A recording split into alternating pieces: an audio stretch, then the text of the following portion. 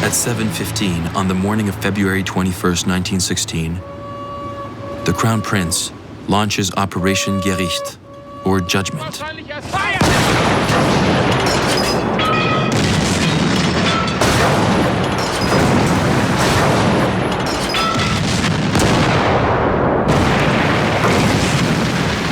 Within hours, 1 million shells have pummeled the French positions.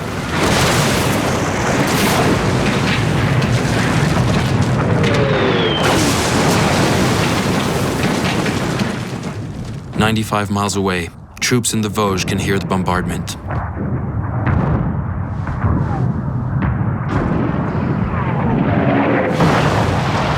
For their attack on Verdun, the Germans deploy a terrifying weapon, the flamethrower.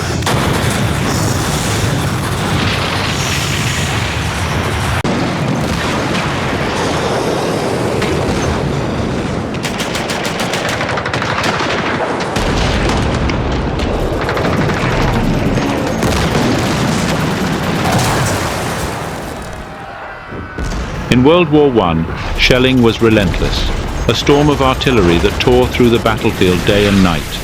With shells falling by the thousands, the battlefield became a nightmare of noise, fear, and chaos. For soldiers, the constant thunder of shells was more than noise. It was a psychological torment that pushed many to the edge. This torment left soldiers unable to speak, sleep, or move, a condition misunderstood and often dismissed, referred to as shell shock. For many, shell shock was seen as cowardice, leading to punishment, social isolation, and often a return to the battlefield. Shell shock changed the lives of countless soldiers, a hidden wound from a war haunting them long after the guns fell silent, revealing that the mental scars of war were as deep as the physical ones.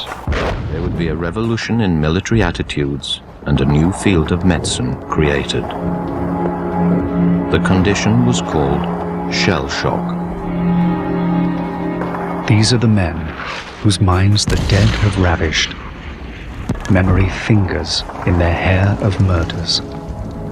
Multitudinous murders they once witnessed. The war on the Western Front was different from any war fought before. New machines dominated the fighting. Modern factories produced gas and high explosives, used for the first time on an industrial scale. Sustained shelling caused horrific injuries and dismemberment, testing the endurance of Britain's soldiers. No one, from new recruits to experienced officers, was prepared for trench warfare. Traditional ideas of courage and cowardice were slowly eroded as the misery of the conflict took its toll.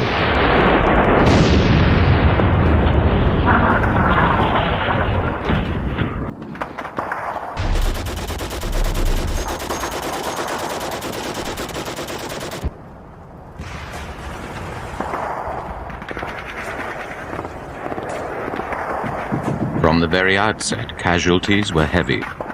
Soldiers returning from the front were overwhelmed by the brutality of this war. Dr. Charles Myers, a pioneering psychologist, was appalled by the suffering of trench warfare. In October 1914, he decided to offer his services to the military. Soon after his arrival in France, Myers treated a private who had been trapped in barbed wire in no man's land. Although several shells had burst nearby, the soldier was untouched. But ever since the explosions, he had been partially blind. Myers was intrigued. He could find no physical cause for the man's condition. Other similar cases, mostly from the ranks, soon came to his notice. In February 1915, he reported his findings to the Lancet and concluded that the bursting of a shell had caused an invisibly fine molecular commotion in the soldier's brain. In other words, a physical shock to the nervous system had caused the strange symptoms. From this, he coined the term shell shock. To the Army's alarm, more and more cases of shell shock began to appear. After just 6 months of war, 15% of the British Army was judged to be suffering from the condition. The most extreme cases were blind, deaf, mute, or shaking, yet all without an apparent cause, other than their proximity to bombardment. Similar cases appeared in the French and German armies on the Western Front. The medical press highlighted the worrying number of cases. The British medical journals stirred up interest by reporting examples such as a sergeant with a paralyzed trigger finger who could no longer fire a rifle.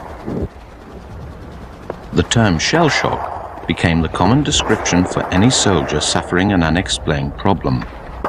Preventative measures had to be taken. In March 1915, the Army appointed Dr. Myers as consultant neurologist to deal with the growing problem. But Myers was already concerned that the term shell shock was a complete misnomer.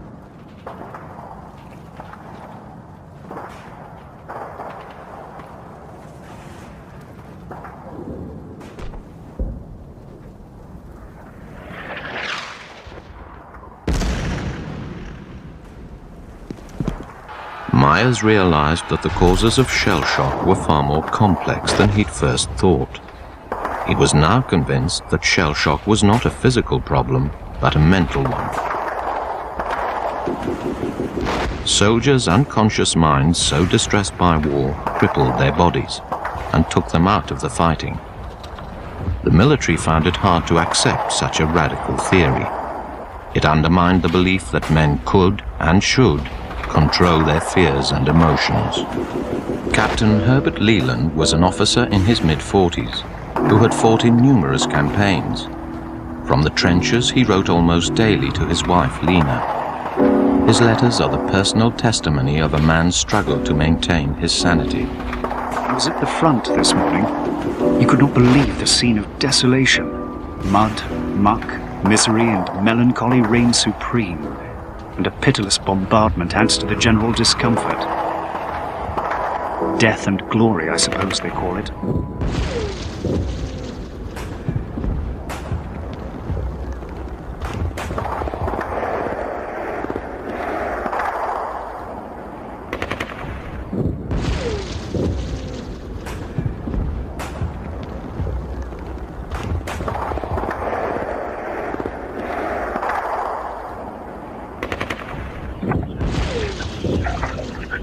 By the end of 1915, the British Army had suffered 500,000 casualties.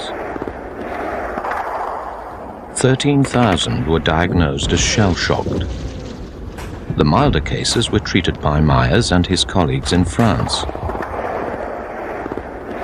The more severely affected men, referred to by the Army as noisy mental cases, were sent back to Britain. The doctors at Netley began to classify the different symptoms. They gave their patients' conditions outlandish names: hysterical dancing gait, hysterical slippery ice gait,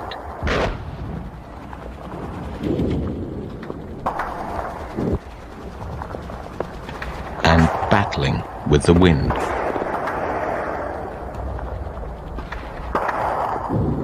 Treatment at this stage was basic: massage, bed rest, and a milk diet. As a new phenomenon, shell shock sparked enormous interest in the medical community. Everyone wanted to find a cure, and the Army gave doctors a free hand.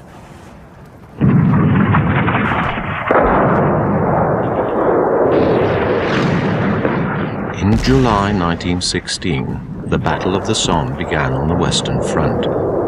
20,000 men died on the first day. In 5 months, over 500,000 Allied troops were wounded or killed.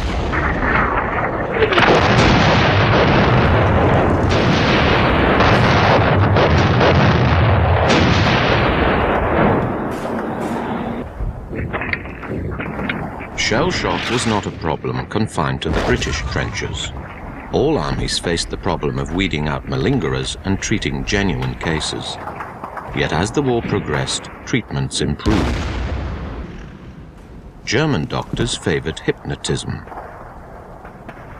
This German soldier is being treated for extreme and continuous shaking.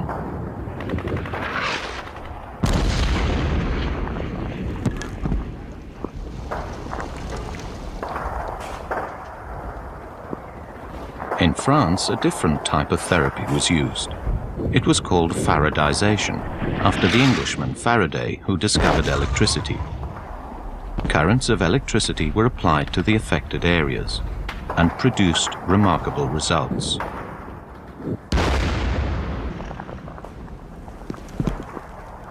Faradization quickly caught on in Britain. At the forefront of the treatment was Dr. Louis Yeeland. As with the French, electricity stimulated the nerve endings, proving to the patient that his paralyzed limbs or vocal cords could and would work. Almost all those treated were cured, for the time being at least.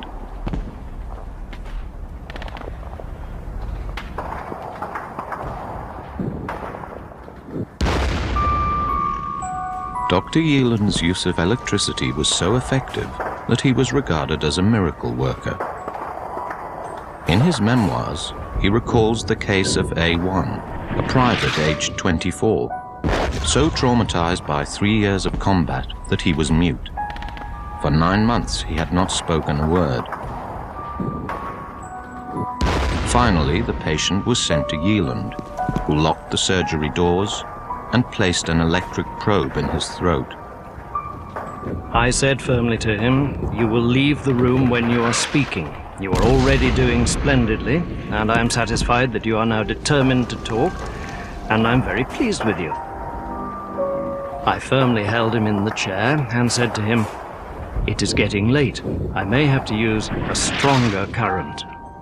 I then applied shock after shock to the posterior wall of the pharynx, commanding him each time to say "ah" in expiration. I continued with the Faradism until he could repeat "ah" distinctly, and I did not discontinue its use until he was able to repeat any letter or any word I ordered him to say. Confidence in the ability to cure the most difficult cases was growing. No matter how extreme the physical symptoms, British doctors felt able to meet the challenge. In 1917, a charismatic new doctor arrived at the Royal Victoria Hospital, Arthur Hurst. He favored hypnotism. His treatment had dramatic results. Hurst looked after some of the men filmed here and kept detailed notes of their progress. Corporal Anderson had developed a curious walk after falling ill in Salonika. Dr. Hurst wrote, "He found he could not walk owing to the pain, but he could get along by a sort of dancing gait in which he slid each foot backwards about half a pace every time it touched the ground. I explained to him that the gait, which had at first been the means of saving him from pain, had now become a bad habit, and that he must now try and cure himself by copying every movement I made when I walked." By the next morning, greatly to his delight, he was walking quite normally, and now found it difficult to reproduce his old dancing gait. The stigma of shell shock was such that officers were not meant to break down, but many, like Herbert Leland, did. These officers were found to be suffering from a neurosis that was born out of prolonged and exhausting exposure to war. Doctors called it neurasthenia. The use of this term helped avoid the more embarrassing diagnosis of shell shock on their medical records. Rivers' central belief was that shell shock was the result of a conflict between self-preservation and the obligation to stay and fight. Soldiers became so worn down struggling between the two impulses that they became physically ill, especially after 4 long years of war. Rivers' ability to engage with these shattered young men earned their lasting respect, and in some cases, devotion. Visiting the scene of past traumas grew out of Rivers' belief that men should not hide from their experiences. The end of the war in November 1918 gave Burns, and many others like him, the opportunity to make peace with themselves on the Western Front. Rivers and his colleagues treating shell shock during the Great War changed forever the perception and treatment of the damaged mind. There was no longer a rigid distinction between the mad and the sane. Instead, there was a new understanding of temporary mental breakdown, to which anyone could fall victim. Some 200,000 men were shell-shocked during the war. Many were cured, but for others, the awful memories of war continued to dominate their lives. In 1921, 3 years after the war, nearly 15,000 men were still in hospital. The Great War had devastated the nation, and in the years that followed, people tried to put their suffering behind them. The lessons about shell shock, so hurriedly learned during the war, were quickly put aside by the military in peacetime. Its new discipline, military psychiatry, lay dormant. But only 20 years after armistice, another conflict would break out, and once more, the horrors of war would ravish the minds of fighting men.